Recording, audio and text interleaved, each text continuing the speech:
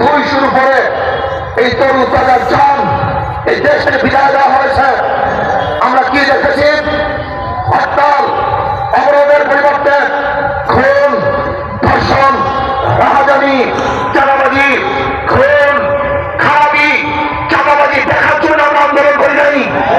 এই খুন করার জন্য আন্দোলন সংগ্রাম করি নাই। আমরা আন্দোলন করেছিলাম বৈষম্য দূর করার জন্য, মিথ্যা মামলা দূর করার জন্য, মানুষের অধিকারকে ফিরিয়ে দেওয়ার জন্য।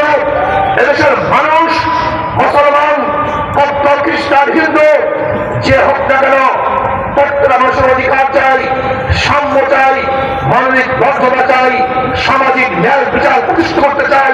কিন্তু না, জালেমের গোষ্ঠীর সংগ্রাম সৃষ্টি করতে পারে নাই, মানুষের অধিকারকে ফিরিয়ে দিতে পারে নাই। ওরা মানুষের রক্ত পান করেছে, ধর্ষণ করেছে, খুন করেছে, চাঁদাবাজি করেছে। আন্দোলন সংগ্রাম করতে হবে।